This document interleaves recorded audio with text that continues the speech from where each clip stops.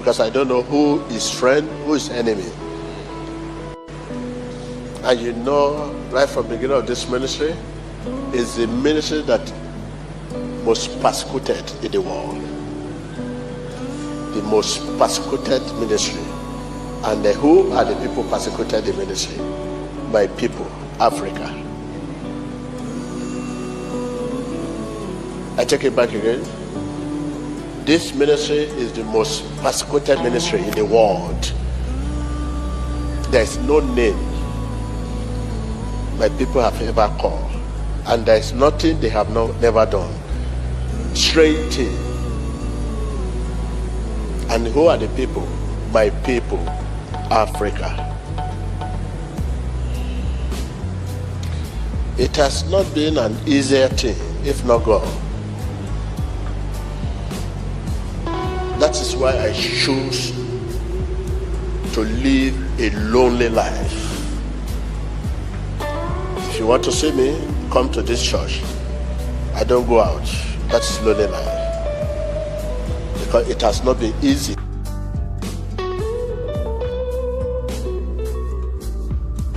Because I don't know who is friend, who is enemy. I don't know. I would have loved to come to your wedding, your ceremony, inviting me, sitting on the table, eat rice, chicken, but I don't trust anyone anymore. To a place of eating in your house. But yet, I'm always in your midst, right from the beginning of the ministry. This 30 years of the ministry, I have been always with you people. If I go for revival, after the revival, I came back. I don't miss you people, I love you people. Upon the persecution and hatred and all, I decided to love you, to take the path of love. You show hatred, I show love.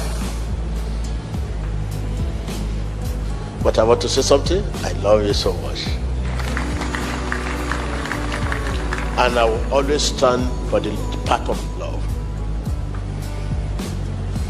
Anytime you pray, remember Africa in prayer. Many heroes, many great people, they have chased them out of Africa.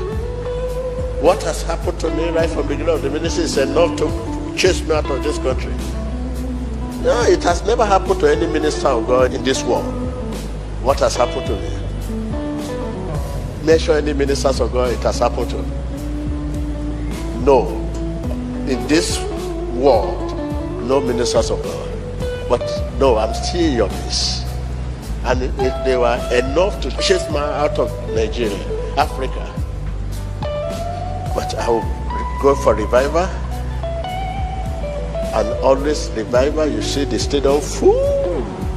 The country, minister, all of them gather. But I'm not carried away by that. After the crusade, back to home. Back to Africa. Where I've been persecuted. Where I want to be killed. To be destroyed. Back home. Back home all the time. I live where I'm not celebrated. Where I'm celebrated, I'm celebrated all over the world, but I left the place. But where I'm not celebrated is where I'm living. I want to pray with you. Put this in behind you so we can move forward. I'm only expressing the happening, the journey so far. Okay. You bow down your head and ask God to give you a hearing heart. A hearing heart.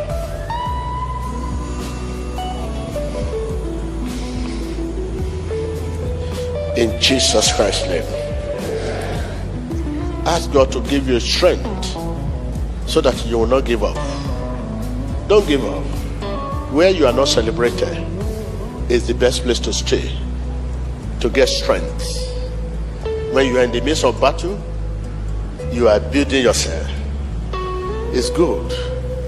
Where you are not celebrated, where you are being persecuted, is the best place for you to live. So it will build you. All this will build you. Gold cannot be gold without pass through furnace. Human character too need to pass through war. That is why I decided to stay where I'm not celebrated, here in Nigeria, here in Africa. Oh, I stayed there to build the grace of God. When the grace of God is in the midst of challenges, it gets stronger. So that is why I stay in your midst. Ask God not to give up. Give you the grace to stay where you are not celebrated. This is the message from Jesus. The Christian does not consider death to be his end, but the end of his trouble, the end of tribulation. Whether you die young or old, no matter the nature of death, death is sure to come. What matter is the grace to continue living hereafter. Viewers, what matter is the grace to continue living hereafter. We need to be sure that we are ready to depart. Are you ready? Will you be ready when the Lord shall come? Will you be ready when the Lord shall come? I will be ready. I will be ready. I will be ready when the Lord shall come. I will be ready. I will be ready. I will be ready when the Lord shall come. Will you be ready? Are you ready? That is the question. Continue to trust in God is the only way to get ready for the thing we are not ready for. Trust and obey. There's no other way to be happy in Jesus. Trust and obey. Continue to trust in the Lord is the only way to get ready for the thing we are not ready for. The question you need to ask yourself, are you living each day as if it were your last? That is the question. Are you living each day as if it were your last? How are you using your life? I mean, how are you spending your life?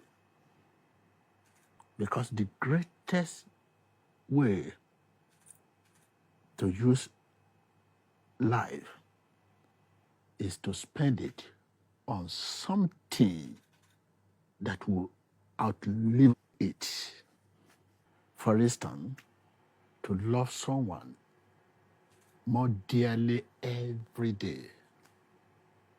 When you look around you, you see someone who is in need of your love. You will see someone who is in need of your help. You will see someone who is in need of your strength.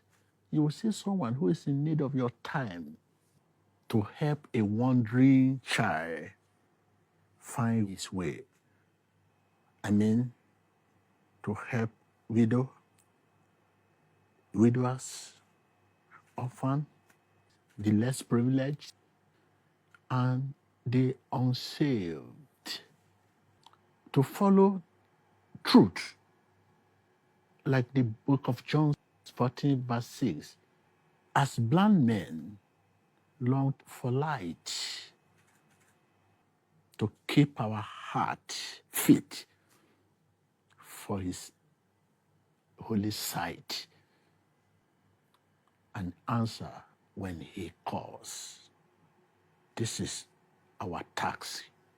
Let me leave you with a million words. Live each day as if it were your last. Someday, you will be right, Emmanuel.